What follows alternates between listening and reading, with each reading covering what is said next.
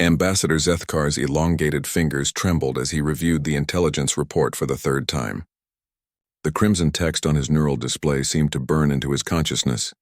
Human Empire, 847 star systems under direct control. Military strength, classified as overwhelming threat. It had been exactly 200 standard cycles since the Galactic Council's unanimous decision to quarantine Earth. Back then, it seemed like the obvious choice. The humans had been too aggressive, too unpredictable, too dangerous for civilized space.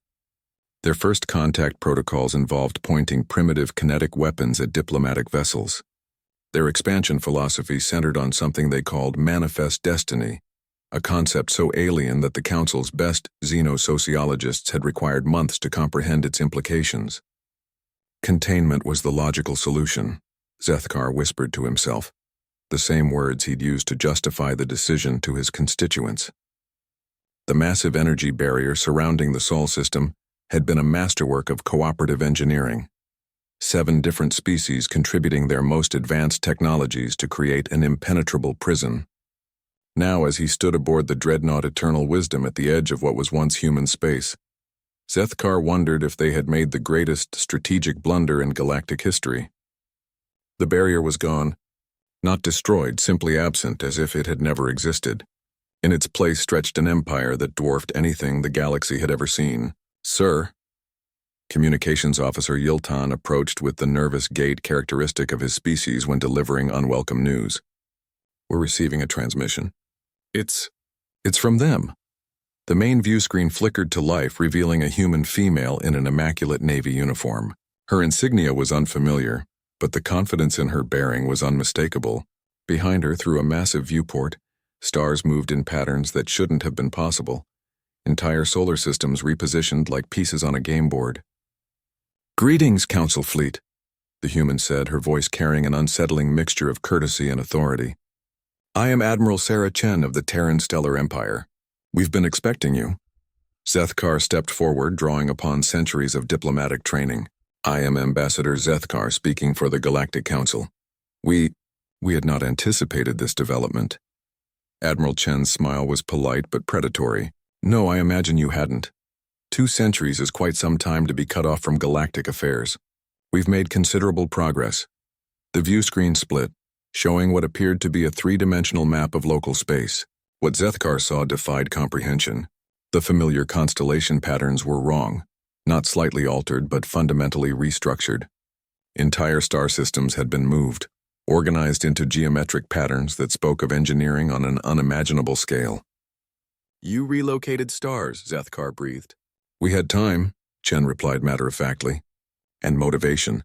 Being locked in a cage tends to focus the mind wonderfully. We had 2 choices: accept our imprisonment or transcend it.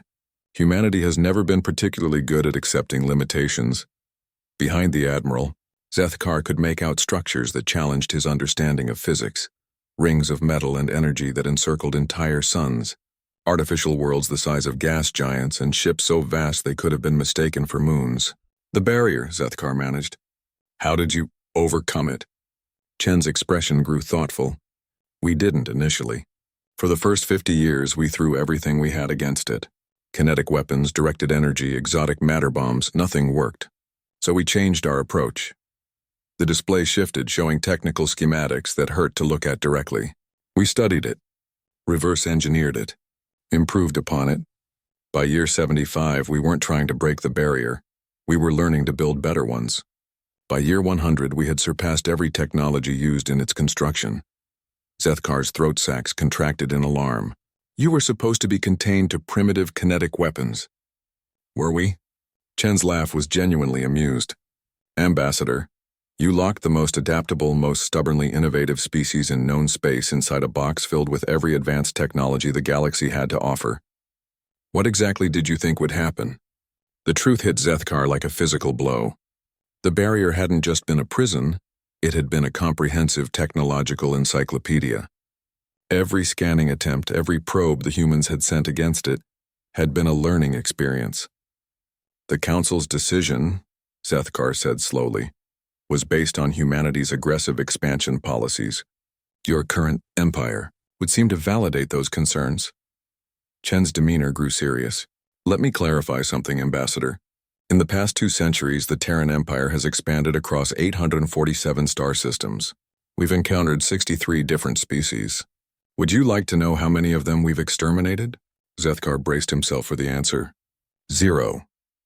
The word hung in the air like a challenge to everything the Council believed about human nature.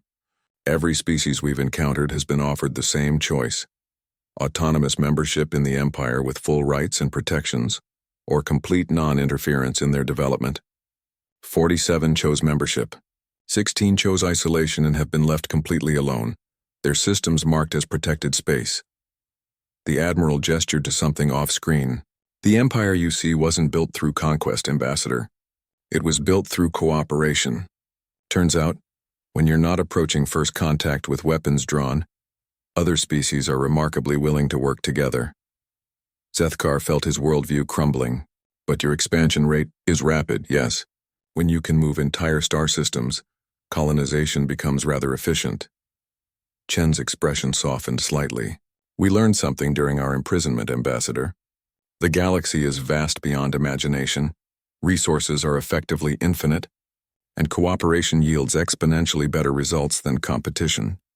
The display changed again, showing production figures that made Zethkar's head spin: energy output, manufacturing capacity, research and development.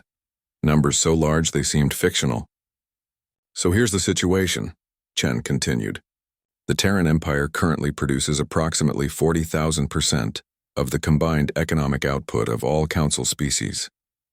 Our technology base is roughly 8 centuries ahead of galactic standard. Our military, should we choose to use it, could pacify the entire galaxy in under 6 months. Zethkar's legs gave out. He collapsed into his command chair, the weight of civilizational extinction pressing down upon him. However, Chen said, and that single word carried more hope than Zethkar had felt in cycles, we're not interested in conquest. We're interested in partnership. The view screen shifted to show construction projects on a scale that dwarfed planets, ring worlds, Dyson spheres, and structures whose purpose Zethkar couldn't begin to guess. We're building, Ambassador. We're exploring. We're discovering things about the universe that make our current conversation seem quaint, and we'd like the galaxy to join us. Chen leaned forward slightly. So here's our proposal. The Galactic Council is invited to dissolve itself and reform as the Galactic Assembly, with Earth as the coordinating world. Every species gets representation proportional to their contribution to the common good. No more territorial disputes, there's plenty of space for everyone. No more resource wars. We'll show you how to build whatever you need. No more fear of the unknown, we'll explore it together. And if we refuse? Zethkar asked, though he already knew the answer. Chen's smile was patient but immovable. Then you continue as you have, gradually falling further behind until you're museum pieces in your own galaxy. We won't interfere, but we won't slow down either. As if to emphasize the point, something impossibly vast moved past the view screen, a structure so large it briefly eclipsed a nearby star. Zethkar looked around his bridge at his crew, seeing his own thoughts reflected in their faces. They had come here to assess a containment breach. Instead, they had discovered that the inmates had not only escaped, they had rebuilt reality itself to their specifications. I'll need to consult with the Council, he said finally. Of course, Chen replied. Take all the time you need. We've got projects that will keep us busy for a few millennia while you decide. The transmission ended, leaving Zethkar alone with the impossible reality before him. Humanity hadn't been contained, it had been refined, forged in the crucible of isolation into something beyond the galaxy's wildest fears or dreams. He began composing his report to the Council, knowing that every word would reshape the future of galactic civilization. The age of the Council was ending. The age of humanity had begun.